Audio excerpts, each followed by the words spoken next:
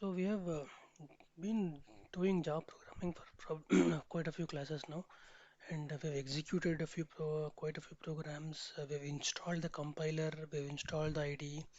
But let's try to understand what is going on in the background. Once I install the compiler, what did we install? When we say install JDK, what comprises the JDK and what makes Java different from other languages that are used commonly in the software industries like C, C++, any of those languages. What is the uh, difference that Java brings about? Right? So just to recall what we've done in the past. So we have installed Java and we have verified that Java is installed by running this command called Java minus minus version. So which gives us the Java version that we've installed. For example, it's telling me it's OpenJDK version, some build number something. You might have a different version depending on you might have downloaded Oracle Sun Oracle version or any other version that you have installed in your system. You will see a different number installed here. We downloaded this from the JDK from the Oracle website and installed it, right? Now, once you have installed it, we also saw that, for example, if I have in my current folder, I have a program called hello.java, right? And the way to compile it on the command line would be use the Java C command, Java C, hello.java and Java. This, when we enter, I will be able to compile. So if there are any syntax error, I will be able to find out that is the syntax of the code proper or not. So this code is a simple Java code. This is what you've already seen. So it's a simple print statement. This is the only code. This is what we're trying to execute here. Alright. So this we have seen. We have executed this. We have done it in the IDE. We have seen the output, and we have understood how the code works. Now I also have another code in the same folder of a C program, hello.c. Right, which is this is the syntax. If you're not used to C, it's okay. We are not working on C programming right now. I'm just using this as an example to give you a differentiation between how Java does the compilation and how C programming does the compilation. Okay. So I have a hello.c file here. So to compile this hello.c, I will use cc is the C compiler, hello.c, and I'll enter. Right. Now in this also, the compiler primarily checks the syntax of this hello.c file and tells us if there's any error, or it generates a output file. Now the difference between what we did here and what we did here, it will be shown in the files that are generated as a result of this compilation, right? So let me do it once more to show you what we have. So now you can see I will delete these files for now.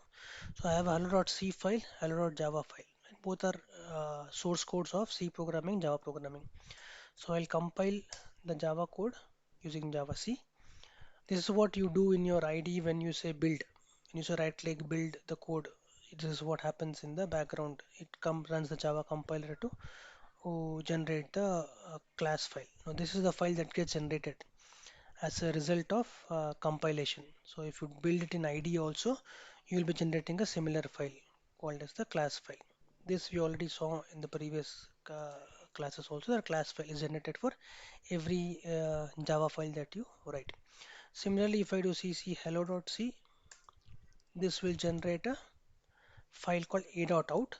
You can also customize this to your own output file by name calling give the output file name something called as hello. Right, so I'll just delete this one. So I have hello java.class file, result of Java compilation, a hello file, result of C compilation. Right. Now let me see what is the type of file that got generated. So this is the output of my C compilation. If I right click on this, view the properties, I will see it's an application. Right? Application is any code that can be executed on the given operating system. Like we say a .exe file. When you download any Windows application, you get a .exe file. Right? That similarly, that's an application. So the output of hello.c compilation was this hello file, which is a primary application. Right? The output of your hello.java is hello.java.class, which you look at it, this is not an application. It's a plain text document. It's actually not a text document. It's a class file. So this is actually not an application, it's a class file that is generated. Now, if I want to see the output of this hello.c, what I have to do, I have to execute this file. I will execute the hello file. I can see the hello world printed. This is the C executable that we generated. It gave us the hello world output. If I want to execute this class file, hello java.class file, I can't directly execute it. Like I can't directly say uh, the name. What is it? Hello java.class. If I do this, nothing happens. I don't get the output, right? This has to be sent to a Java command. So I have to do Java hello java dot class. So Java C compiled the source file into a class file. The class file is being sent to another command called as Java, which when executed, okay, something wrong in the code. I will just verify that. Let's just check what happened to this. This looks okay. This looks okay. Okay, why is it not compiling? Let me compile it again. Okay, you don't need a dot class there. You can directly execute. Sorry. So just Java and hello Java. So hello Java is assumed it's a class file there, right? So I get the output what I have printed there, right? So you can see that the C executable was directly executed as dot slash hello, right? But the Java output file, the output of this compiler, which was the class file, had to be sent to another command called as Java. Now, what are we doing in these two steps? This step and this step is this is converting your source code into something called as a class file, not an executable, right?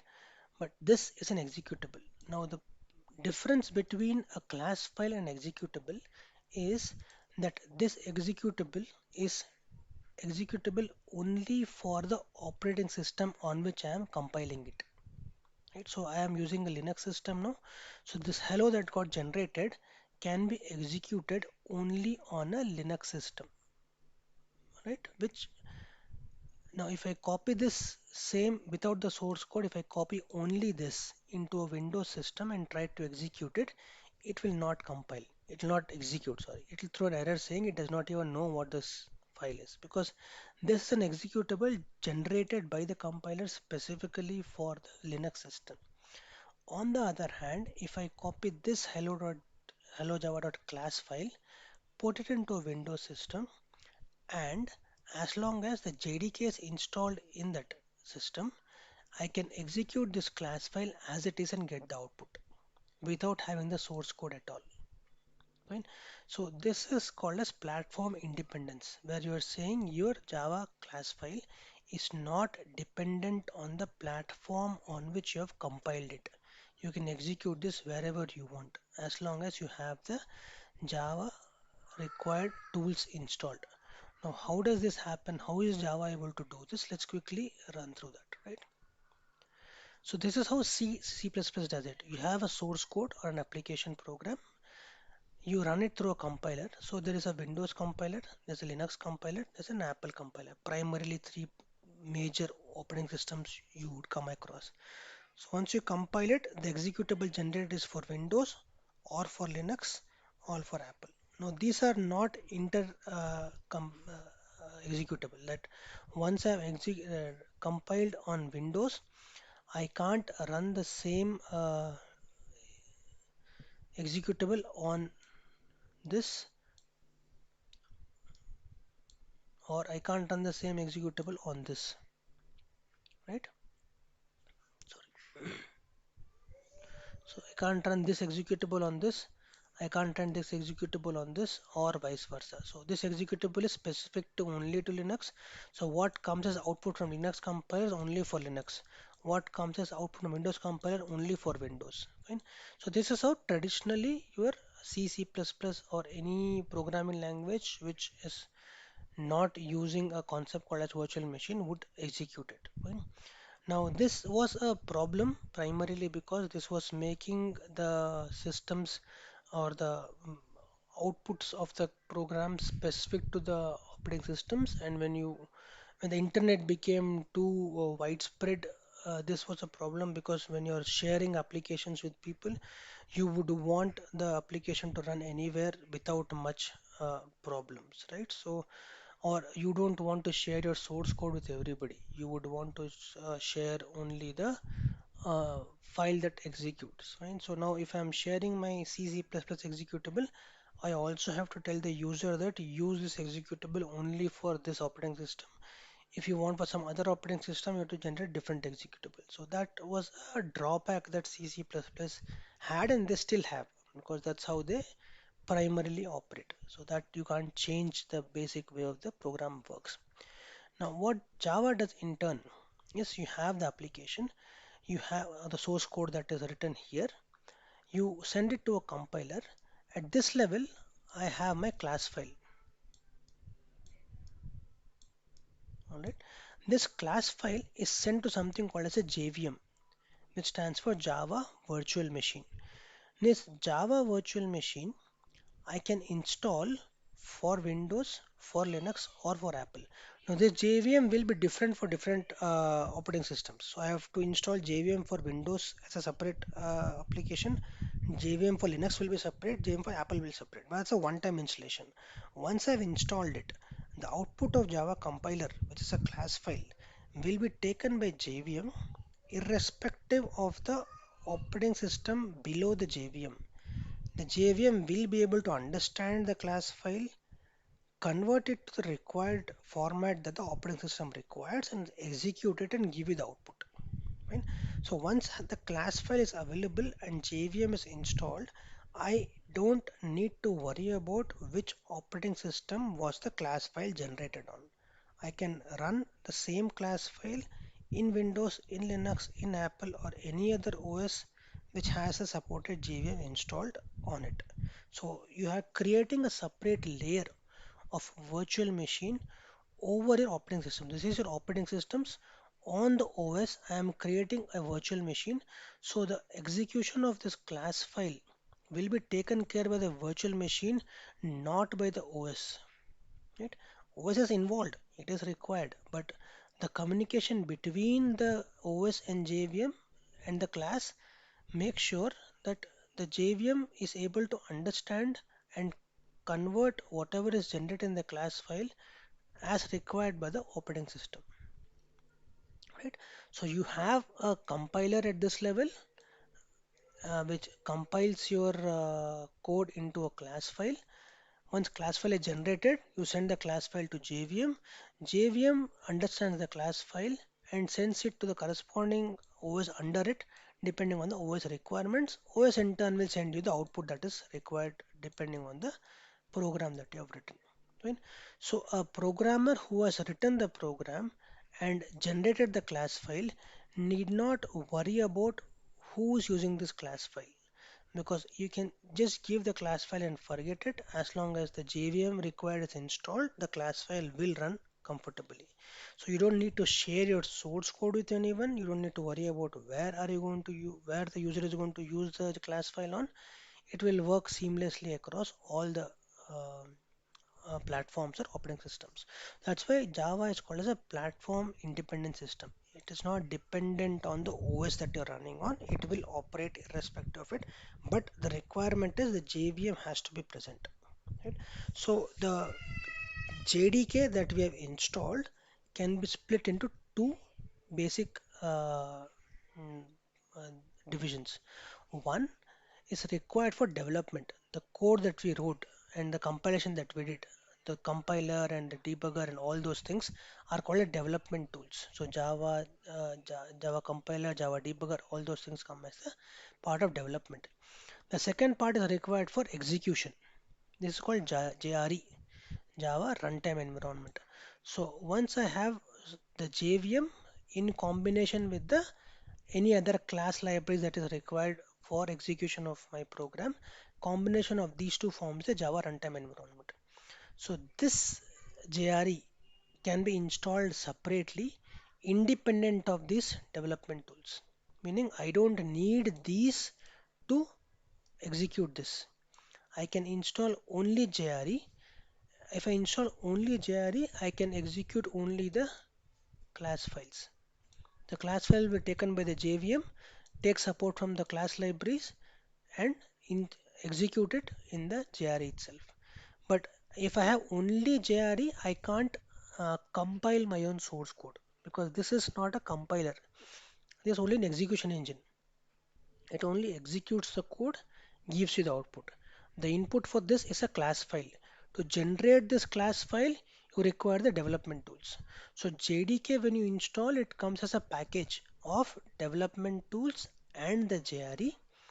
But as a, let's say, a layman user who does not want to do development, who just wants to execute some programs that are readily available, you can simply download the class file, take the class file from whoever is sharing it with you, and run it as long as the JR is installed for you. Right? So your Java development kit comprises of a Java runtime environment. Java runtime environment comprises of Java virtual machine and the class libraries. These two combined gives me the JRE. JRE plus the development tools gives me the Java development kit. Right? So that's how your Java compilation primarily operates. So what does JVM internally have when we say have JVM is there inside JRE? What does JVM have? JVM basically has these main components. We'll not go into each of them too much in detail because not required right now. It is something called as a class loader, which takes the class that is the class file has a class that has been written as part of it. It'll take the class file, send it to runtime environment. This runtime environment is you can assume it's like a virtual PC. It is almost all the things. The method storage area, the stack area, the heap area. There's a program counter register. If you remember 8051, there's something called as a register program counter. Similar concept here, which stores the code that is being executed. Its own method of stack of methods, and there are libraries available. There is an execution engine which finally executes the code. So all these form the part of JVM.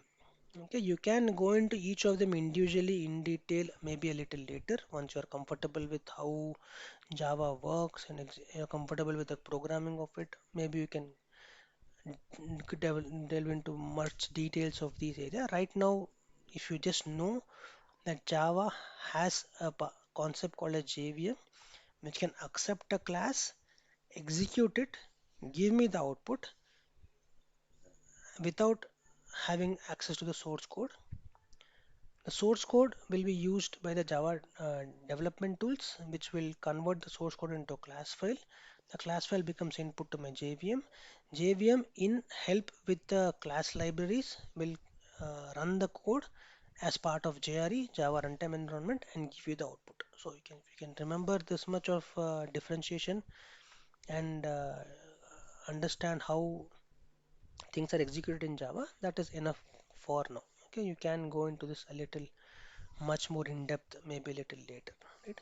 So that is why Java became so popular once the internet became popular because Java allowed you to execute codes much more freely as compared to C, C++, right? There are other reasons beyond this why Java became so popular, but this is also one of the reasons why the popularity of Java was much higher, especially once the internet became widespread, widely used. This was one of the reasons why Java's popularity increased. Other than this, Java also has a lot of other features which made Java much more popular then, but this was one of the factors. Right. Fine. So I hope the basic understanding of JDK, JVM, JR is clear. Just keep it in mind when you are compiling it. This is what is happening in the background. Thank you.